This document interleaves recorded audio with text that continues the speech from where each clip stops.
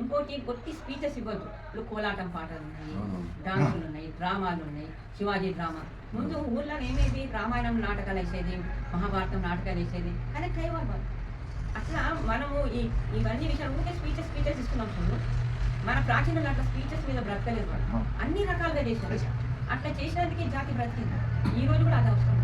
బతుకమ్మ పాటలు ఎంత మెసేజ్, ప్రతి దగ్గర నీకు ఎక్కడెక్కడ నీకు టర్నింగ్ పాయింట్స్ రాగలుగుతాయో అవన్నీ తీసుకున్నారు వాళ్ళు. మీకు అశ్లీలమైన అడ్డమైన చెత్త వస్తుంటే వినడానికి సిద్ధంగా ఉన్నారు, కానీ ఇటువంటి వాటికి రావడానికి మళ్ళా మనం వాళ్ళకి చూడమనొద్దు, వాళ్ళని ఆడమను. చూడటానికి ఇష్టం ఉండదు, ఆడటానికి ఇష్టం ఉండదు. ఆ విషయంలో చూస్తే నాకు తెలిసి రామారావు గారు తిరిగినన్ని రోజులు ఇంప్లిమెంటేషన్ మీరు అంటుంది ఈ మదన్జీ చేసేది అవసరమే, అలా ఇంప్లిమెంటేషన్ చేసేవాళ్ళు ఇద్దరు అవసరం. ఇంకొక చిన్న ప్రాబ్లం ఉందమ్మా ఇక్కడ. ఇప్పుడు వాళ్ళకి విపరీతమైన ఆర్థిక వనరులు ఉన్నాయి అండ్ విపరీతమైన ఇప్పుడు దాంట్లో డబ్బు సంపాదించుకునే అవకాశం ఉంది. నీ ధర్మాన్ని చెప్తే వాడు డబ్బు 10 పైసలు ఇడు, కానీ వాడు దశం భాగాలు ఇస్తారు.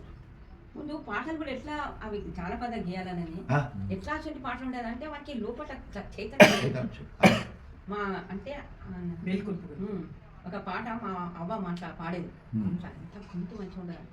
సిద్ధలేని పరనశాల చిన్నబోయి ఉన్నదేమో అని రాముడు అంటాడు. అంటే లక్ష్మణుడు మనుమాను రాఘవేంద్ర మదన భూమి నడవలేదు, నా తల్లికేమి భయము లేదు అన్న ఆ పాట మాట్లాడుతుంది. అంటే ఆ మెసేజ్ తో సహా లోపల ఇట్లా కదిలిచ్చేసేస్తుంది. నువ్వు ఇంకొకటి నువ్వు ఆచరణ ఇట్లా చేయక అట్లా చేయగలరు. సీత అన్ని కష్టాలున్నా తను మటుకు చరిత్రలు ఎక్కడ ఇట్లా తప్పు చేసేయడానికి అవకాశం ఇచ్చుకోలేదు. అది మామూలు విషయం.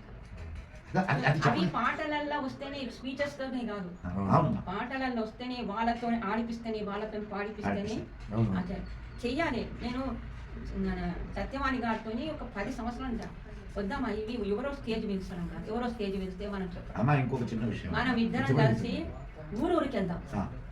ఇద్దరం లేడీస్ అంటే ఒకటి అభిమానం ఉంటుంది. ఇద్దరం కలిసి ప్రచారం స్టార్ట్ చేస్తాం.